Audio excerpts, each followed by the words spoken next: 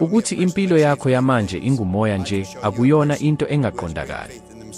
Akuwona umlando nje wokuthi uyalotha, kodwa umbono wakho weqiniso ungaba yinto ephazamisekileyo njengoba ukhanya kwelanga olufihliweyo ephusheni. Kungathi uyathukuthela uma ucabanga ngakho, kodwa ngizokutshela ukuthi konke okukuzwayo, okubhekana nakho, noma okukulimala, sekucatshangelwe yiwe, ngokwazi noma ngaphandle kwelwazi. Ingqondo yakho sele ifinyelele lapho ufuna khona, kodwa awuzange uhlale. Uye washiya le ndawo iphela. Uke wazibuza ngokuhlala impilo ehlukile ngokupheleleyo. Mhlawumbe lapho ukhathele ukuphila kwansuku zonke, ucineke imali, noma nje ubuka izinto ezweni uzibuze, ingabe kukhona okungaphezulu kimi? Okungase ungakuqondi ukuthi lapho ucabanga ngale mpilo entsha, useyiliphilile. Yebo, uke waba khona. Lokhu akuyona inganekwane nje, indawo engokoqobo ezingqondweni zakho, lapho ucabanga khona ngokucacile, ngomzwelo omkhulu. Iphutha liwukubuyela ngokushesha, njengokungathi wenze iphutha, bese ushiya leyo ndawo iphele. Yilapho konke kuphela khona. Lapho ngiqala ukushintsha impilo yami, ngangisemsebenzini womlilo eToronto. Ngangingenani imali, ngingafundi, futhi nginombono ombi kakhulu ngami, kangangoba ngangingeyazi amakhono ami. Khona-ke indoda yathi yanikela ngencwadi, phakama ube yigazi. Lapho ngiqala ukufunda, ingqondo yami yaqhuba yaya endaweni engaziwa. Indawo lapho ngikhululekile khona, nginengcebo, ngihloniphekile. Lapho nginokuqondisa khona.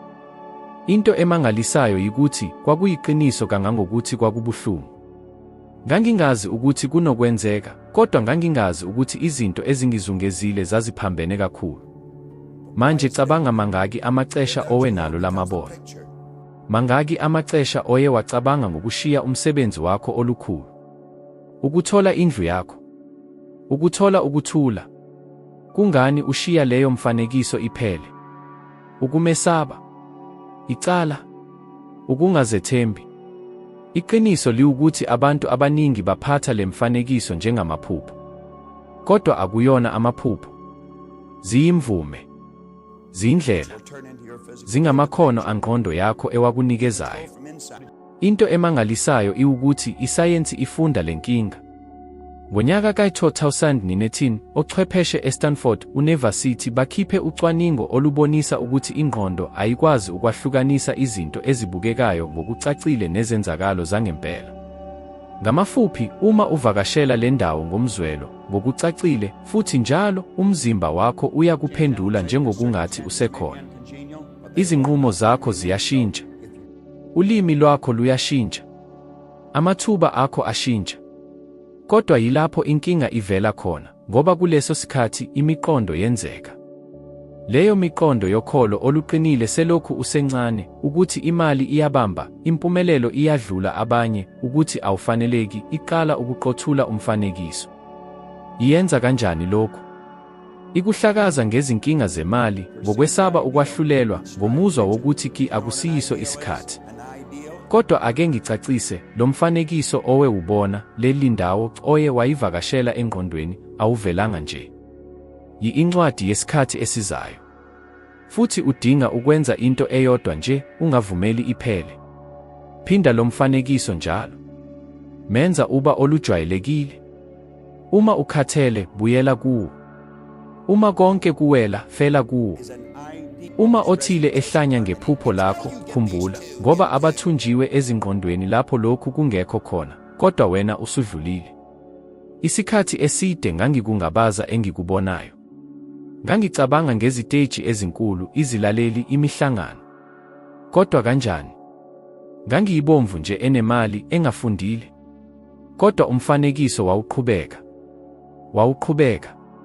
Kwaze kwaba yilona suku engizibuza khona, kuthiwani uma ngingavumeli lo mfanekiso uphele?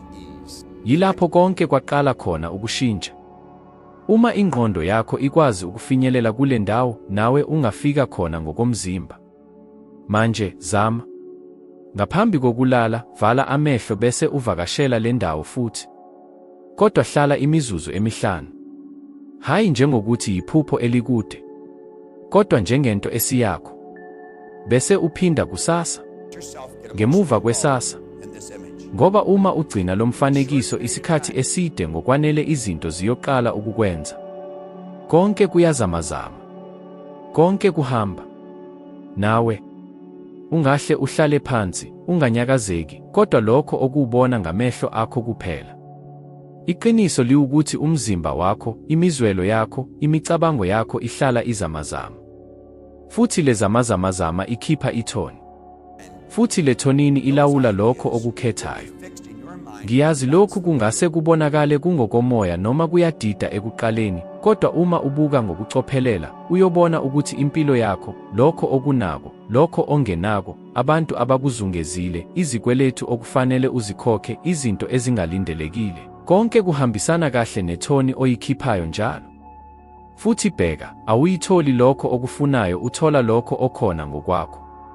Abantu abaningi bavuka njalo besaba, bekhathazekile, becindezelekile, becabanga, kuthiwani uma ngingabi nemali eyanele, noma kuthiwani uma izinto zingaphumeleli futhi.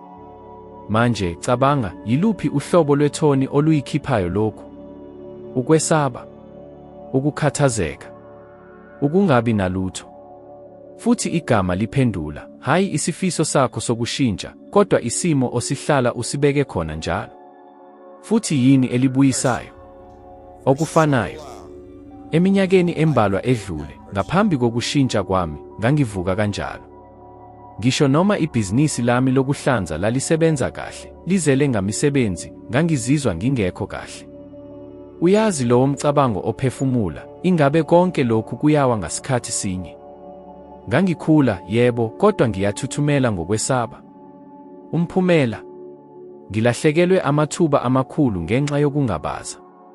Ngangizibulala ngezikhathi ezibalulekile. Konke ngoba, naphezu kokubukeka kwangaphandle, ithoni yami yangaphakathi yayibanjiwe ukungazethembi. Futhi mhlawumbe lokhu kuyenzeka nawe manje. Uthi ufuna imali eningi, inkululeko eningi, uthando oluningi. Kodwa ngokuvamile uzizwa ungabaza, unecala, unesaba noma ubuhlungu. Futhi lawo mizwelo yizithunzi. Izithunzi eziphansi, ezidonsa okuningi kunalokho okuthuthumela kuleli zinga. Udinga ukuqonda, umcabango ngamunye, umzwelo ngamunye, yisibonakaliso oyikhiphayo. Futhi lokho okukutholayo kuyalingana nokunaka kwalesi sibonakaliso. Isayensi yezinzwa iyakuqinisekisa lokhu ngokuya ngokuqhubeka. Ucwaningo lweFMRI lubonisa ukuthi ingqondo iphendula ngokuhlukile lapho othile ebuka impumelelo ngentshiseko nangokuzethemba, uma kuqhathaniswa nokubuka izimo ezimbi noma ukungabaza ngokwakho. Ikhemistri yomzimba iyashintsha. Amahomone ashintsha. Izinqumo zishintsha.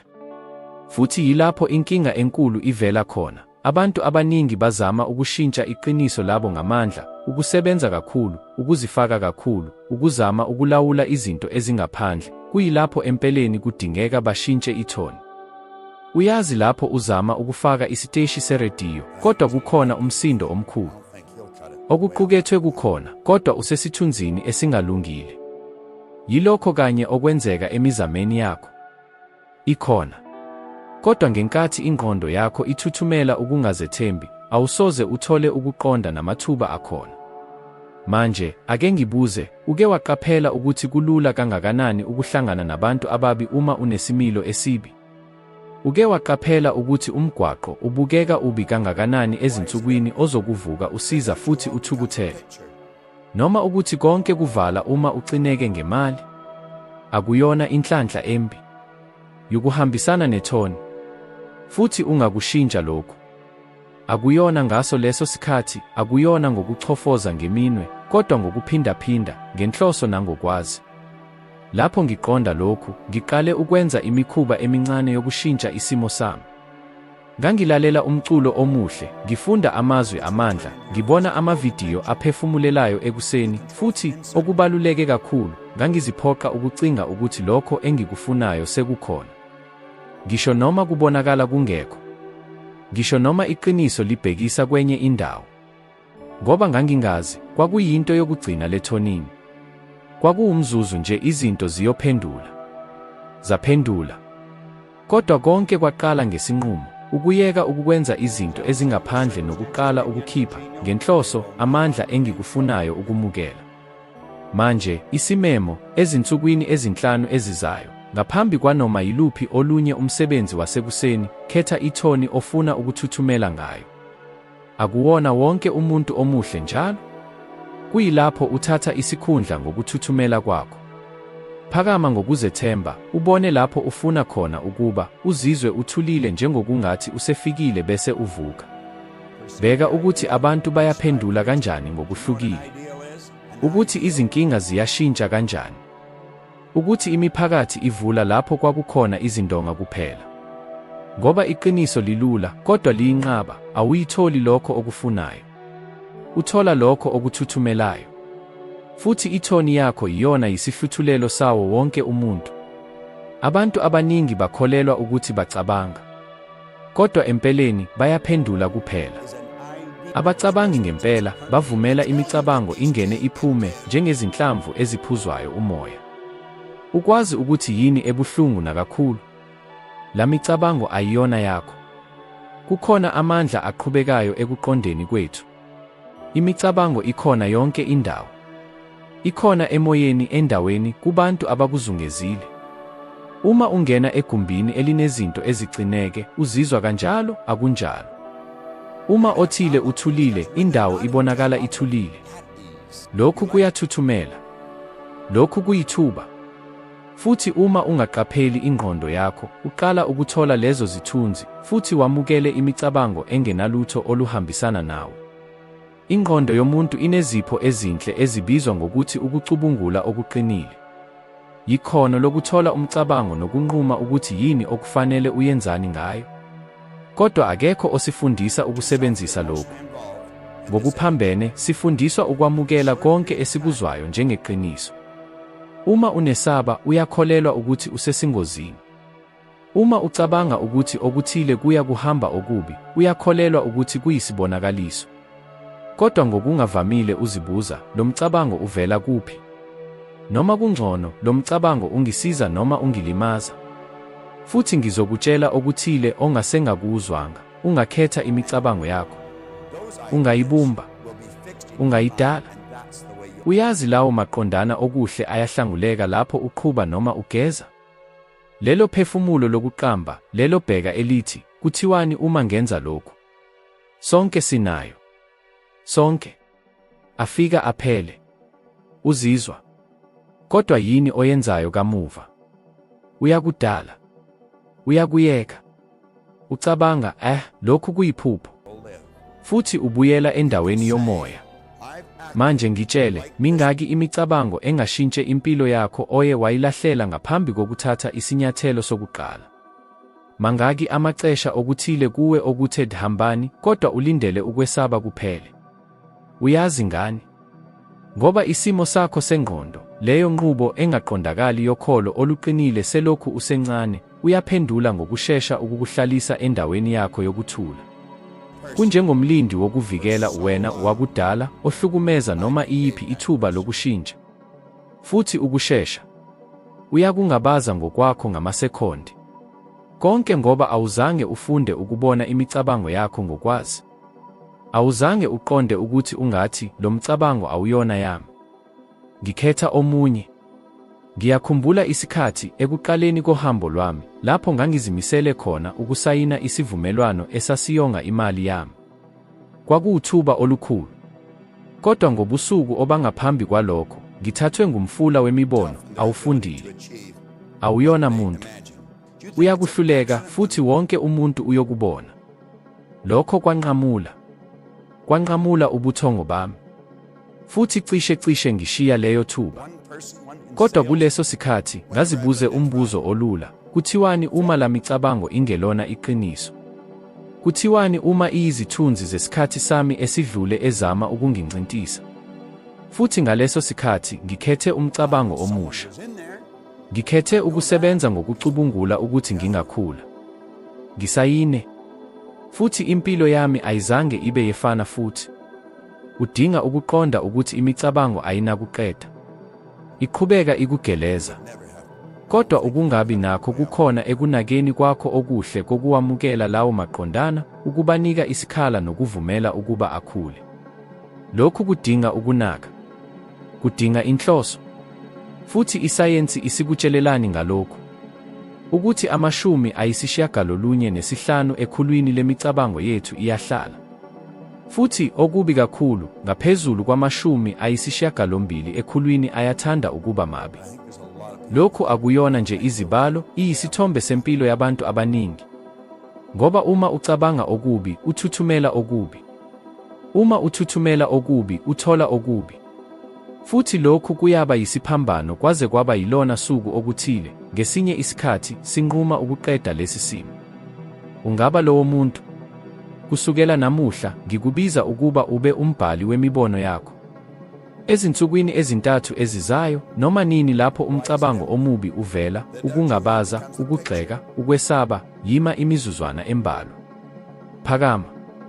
Bese uzibuza, lo mcabango ungisondeza noma ungikude nalokho engikufunayo? Uma ukukude, uyilahle. Kulula kanjalo? Awuyona uyo amukela konke okuvela engqondweni yakho. Ingqondo yakho iyindawo enhle yokulima, kodwa wena ungumlimi.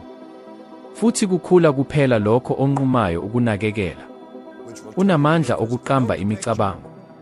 Futhi imicabango eqambiwe ngenhloso iphenduka imicabango. Futhi imicabango egcinwe ngukholo iphenduka iqiniso. Kuyilokhu okwenzekayo. Awudingi ukulinda umcabango ophelele. Awudingi ukulinda isikhathi esifanelekile. Konke okudingayo sekudlula ngawe. Manje, kulesi sikhathi, umbuzo kuphela oyisisekelo, uzothola lo mcabango noma uzomyeka aphume futhi? Isikhetho sakho. Besiyilokhu njalo? Ukucinga akuyona into yabantwana. Akuyona imidlalo engenabungozi eyahlala ebusheni. Ukucinga, ngaphandle kwanoma yisiphi isikhulu, yiyona mandla anayo. Yiyona ndawo kuphela lapho ungadlula khona iqiniso elikhona phambi kwamehlo akho. Futhi yilokho kanye okwethusa abantu abaningi. Abantu abaningi basebenzisa ukucinga ngokumelene nabo. Bacabanga okubi kakhulu. Baqamba izimo zokuhluleka, ukungalaleli, ukushiywa. Baphila belinde ukulahleka, izinhlekelele, ubuqili. Futhi uyazi ukuthi yini ebuhlungu nakakhulu. Ingqondo yabo iphendula kulawo mfanekiso njengokungathi yiqiniso. Ukubetha kuyasheshisa, umzimba ucindezelekile, ingqondo ibeka endaweni yokuzivikela. Bayehlupheka ngento engakaze ibe khona, futhi izikhathi eziningi ayizukuba khona. Kodwa baphila njengokungathi yiqiniso. Manje cabanga, uma ukucinga kwakho kunamandla okuqamba isihogo kwenzekani uma usebenzisa amandla afanayo okuqamba iparadesi lakho? Ngifunde lokhu ngendlela ebuhlungu kakhulu. Lapho ngishiya umsebenzi wami womlilo, ngangingenalo iqiniso. Asikho isidokotela. Asikho ukuphepha. Ngumfanekiso kuphela. Umfanekiso wami kustage, ngikhuluma nabantu abayikhulu. Umfanekiso wabantu abathi, nginqamile impilo yami ngenxa yalokho okushiwo nguwe. Kwakuwukuthi sengiliphilile lokho. Ngangingeyazi ukuthi ngiyofika kanjani lapho. Kodwa ngangingibona. Futhi lokho kwangiqondisa. Lapho konke kubonisa ukuthi kufanele ngime, ukuthi kuyisiyalo, ukuthi akunangqondo lomfanekiso wawuqhubeka ebuyela. Futhi uma ngiqhubeka ngixhumana naye, izinto ezizungezile zaqala ukulungisa. Uyazi ngani? Ngoba izinto ezibonakalayo yincwadi yento yangaphakathi. Futhi ukucinga yikhi yokuqondisa leyo nto yangaphakathi. Kodwa ngokuqinisekile isimo sakho sengqondo ngeke sikuvumele. Noma nini lapho uqala ukucinga okuthile okukhulu, okuthile okukhipha endaweni yakho yokuthula, lelo lizwi livela. Awufanele. Awunawo amakhono. Kuthiwani uma lihluleka? Futhi yilapho abaningi beyeka khona. Bahlanganisa lokhu ukuphikisana njengesibonakaliso sokuthi kufanele bame. Kuyilapho empeleni kuyiphambene ngokupheleleyo. Lokhu kuphikisana kubonisa ukuthi usuzimisele ukuphula umkhawulo wangaphakathi. Cabanga ngomuntu ozama ukubaleka ngentambo eboshwe ezintabeni. Lapho eqala ukusheshisa, intambo icindezela. Kodwa uma eqhubeka, intambo iyaphuka. Ukucinga kuwukusheshisa kwakho. Futhi isimo sengqondo yintambo. Kodwa abantu abaningi bayabuya ngokuqala kokucindezela. Bazizwa bengahambi kahle futhi babuyela kubantu abajwayelekile, abancane, abalindelekile. Kodwa isihluthulelo kukuphikelela. Ukuhlala kulo mfanekiso ngisho noma konke okuzungezile kukhala ukuthi akunakwenzeka. Futhi uyazi ukuthi kwenzekani uma wenza lokhu njalo. Uqala ukwamukela lo mfanekiso njengeqiniso. Futhi lapho lokho kwenzeka konke kuyashintsha. Uqala ukucabanga ngokuhlukile, uzizwe ngokuhlukile, wenze izinto ngokuhlukile. Futhi yilapho iqiniso liqala khona ukugoba. Beka isibonelo sika-J.K. Rowling. Wayengenalutho. Umama odumile, ohlala ngemali yombuso, owaqhelelwa ngabashicileli abaningi. Kodwa engqondweni yakhe, iHogwarts yayikhona. iHarry Potter yayikhona. Wayengaqambi, wayebhala lokho ayebubona ngokucacile ngaphakathi kwakhe.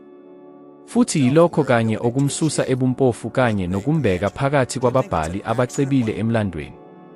Ngoba akazange avumele lo mfanekiso afe. Akazange abuyele lapho izinto zithi cha. Wahlala exhumene nombono. Wena, yiluphi ubuhle obuhlala ngaphakathi kwakho, kodwa oye wawufihla ngokwesaba ukwahlulelwa, ukuhluleka, okungaziwa? Yiluphi ifilimu elidlala ebuchopho bakho lapho akekho obona, kodwa awuzange ube nesibindi sokuwamukela njengowakho? Impilo ofuna uyihlale isulungekile ethonini yokuqamba kwakho. Futhi into kuphela ekukwahlukanisayo nayo ikhono lakho lokuhlala kulo mfanekiso ngokucacile nangomuzo. Akuwona umsebenzi wokuphindaphinda amagama angenalutho. Kuyobona. Uzizwe. Hamba kule ndawo ngaphakathi kwakho ngomoya omkhulu kangangokuba ibe yiqiniso kuneqiniso elikuzungezile. Isayensi yezinzwa isekuyazi lokhu. Ucwaningo lubonisa ukuthi ukubuka kusebenzisa indawo ezifanayo ezingqondweni njengesenzo sangempela. Kungathi ubuchopho bakho buyaqeqeshwa impumelelo ngaphambi kokuba ibe khona. Futhi uma uqhubeka nokuqeqesha kuyoba lula. Kuyoba nenhlanhla.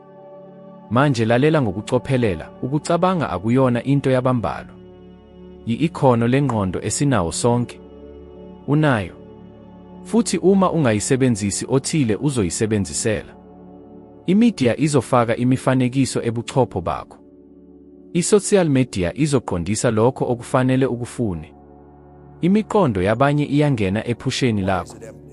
Kwaze kwaba yilona suku ozibuza khona esispigelini, ngifike kanjani lapha? Kodwa kusekhona isikhathi. Kuhlala kukhona isikhathi. Kusukela namuhla, ngaphambi kokulala, vala amehlo bese ucabanga. Kodwa ungacabangi kuphela ukucinga. Menza kube yinto yokuzijabulisa. Zibuke uphilisa impilo ofuna ukuyiphila ngeminingwane. Uzizwe. Phakama kuleyo ndawo. Xoxa naleyo inguqulo yakho. Futhi uma ikutshela ukuthi kunokwenzeka kholelwa. Ngoba iqiniso liwukuthi akukho lutho elikhulu emhlabeni kunemilingo eyenzile ukuhlala kumfanekiso kwaze kwaba yilona suku oluphenduka iqiniso. Uke waqaphela ukuthi ngisho noma ushintsha idolobha, umsebenzi noma ubuhlobo, izinto ezithile ziyaqhubeka nokwenzeka ekuphileni kwakho. Kungathi umlando ofanayo nabalingisi abahlukile uqhubeka nokwenzeka. Lokhu akuyona inhlanhla. Yisithombe. Izinto ezikuzungezile incwadi eqondile yomfanekiso owuhlala nawo ngaphakathi kwakho. Iqiniso lakho liyispigel kanye nesimo esiqinisa lokho okuvela khona wena.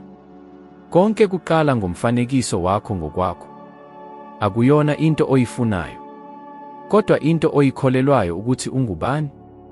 Ungafisa ukuthola imali eningi, kodwa uma ngaphakathi ukholelwa ukuthi awufanele noma awazi ukuphatha lokho, uzoqhubeka nokukude izinto ezithile ezinhle. Futhi okubi kakhulu ukuthi lokhu kwenzeka ngokuthula. Awuboni ukuthi uyazibulala. Eminyakeni eminingi ngihlale ngibanjwe kuleli giya. Sawubona mfana. Ukuhlala uziphonsa emisebenzini engalawuleki njengoba nje inkomo zithatha isilimo kwakungelula. Ngemva kokuthi uqale ibhizinisi lakho, kwakukhona lokhu kuzwakala okungathi ulokhu ulahlekelwe yinto ethile, njengokuthi ukhula kodwa awukhulumi.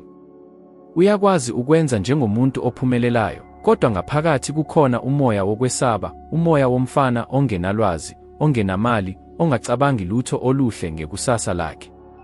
Lapho lokho kuvela, konke kuqala ukuwohloka, akuyona indawo, kodwa ingqondo yakho. Kufana nelobolo elibonakala libukeka lihle, kodwa ngaphakathi linongwabi. Asihehi lokho esikufunayo, kodwa siheha lokho esiyikho. Futhi lokho esiyikho kusakazwa yindlela esizibona ngayo. Ungabhala izitatimende zokukhuthaza usuku lonke, ukhulume ngobuningi, ufunde izincwadi zokuzithuthukisa, kodwa uma uhlala wedwa uzizwa ukhubazekile, ulahlekile, lokho okuyikho okuyovela. Asiyihluli impilo ngaphandle, siyihlula ngaphakathi. Kuyindlela esizibona ngayo. Kufana nokuqamba igama lakho elisha, kodwa ngaphakathi. Lokho kuguqula konke. Abantu abazibona njengabantu abaphilile, abaphumelelayo, bayaphila njengabo. Bayaqala ukwenza izinto ezifanele lokho. Uzizwa kanjani nguwe? Yikuphi igama olibambelekile? Uhlupheka ngokungabaza? Uyaphambana? Yilowo mbono oqondisa ukuphila kwakho. Uyenza ngubani? Uhlala kuphi? Uhola malini? Mike Tyson, inkanyezi zebhokisi, wayenayo yonke into, kodwa wayengumfana ongaqondi lutho, ophelelwe yithemba, ophelelwe amandla. Wayengumuntu omkhulu ngaphandle, kodwa ingaphakathi lakhe lalihlukile. Kumele uzibuze, yimuphi umuntu ongqondweni yami oqondisa impilo yami? Ingabe lona muntu uyakwazi ukukwenza lokhu engikufunayo? Uma impendulo ingelona yebo, kubalulekile ukuguqula umuntu ongokwengqondo. Kungenzeka ungazibona njengomuntu oqinile, onqobile, othandwayo, ohlonishwa. Uma lokho sekucacile, izinto zizoqala ukuguquka. Kuzoba nzima, uzizwa njengoba uziqamba amanga. Kodwa lokho kuyinto enhle, kuyisigcawu sakudala esiwohloka. Qhubeka uze lokho kube yinto ejwayelekile, uze ukucabanga okuphansi kube yinto engaqondakali, uze ukungabaza kube yinto engavamile. Iguquko iqala uma singazibuzi kufanele ngenzeni, kodwa ngubani engikufanele ngibe yena. Asiwenzi umphumela ngamandla, kodwa ngubani esiyikho. Ufuna ukuguqula impilo yakho? Qala ukuba ngumuntu ohlukile. Ungalindi imvume yomhlaba, uzoguquka uma usuqale ukuguquka wena. Uke wabona ukwesaba ukwehluleka kunqoba isifiso sokwenza izinto? Uyakuqonda ukukwesaba ukwehluleka. Abantu bayesaba ukwehluleka, bacabanga ukuthi ukuhluleka kuyinto embi. Kodwa ukuhluleka kuyindlela yokukhula. Ngesikhathi ngiqala ibhizinisi lami lokuqala, ngangicabanga ukuthi nginayo yonke into engangiyidinga, kodwa ngiyehluleka. Ngangingenalo ulwazi, imali, abantu abangisiza. Kodwa angizange ngiyekise. Ngafunda, ngaqonda, futhi kwaguqula konke. Ukuhluleka akuyona into embi, kuyisivivinyo. Mhlawumbe uhlulekile. Ungumuntu ohlulekile, kodwa awuyona into eyenzekile. UWill Smith uthi izinto ezinkulu zenzeka ngemuva kokwehluleka. Ukwesaba kuyinto emkhulu, kodwa iyaphela uma uyilwa. Ukwesaba ukwehluleka kunamandla kuze kube yilapho uqala ukuyilwa. Abantu abathi, lokhu kungifundise okuthile, bayaphila impilo enhle. Masingathi nje, ngezinsuku ezingu-7 ezizayo, uma into ingahambi kahle, ungabuzi ukuthi, kungani, kodwa, lokhu kufunani ukungifundisa? Bhala impendulo. Guqula iphutha libe yisixazululo. Qhubeka. Bangaphi abantu abaqhubekayo? Bazoguqula impilo yabo. Awudingi ukwenza konke kahle, kodwa kudingeka uqhubeke. Ungumqambi. Impilo yakho iyaphendula lokho okukholelwayo. Akuyona inhlanhla, kodwa iyisimo sengqondo. Manje usuyiqonda, awusayibuyela emuva. Bheka ividiyo elandelayo. Siyabonga ngokubuya.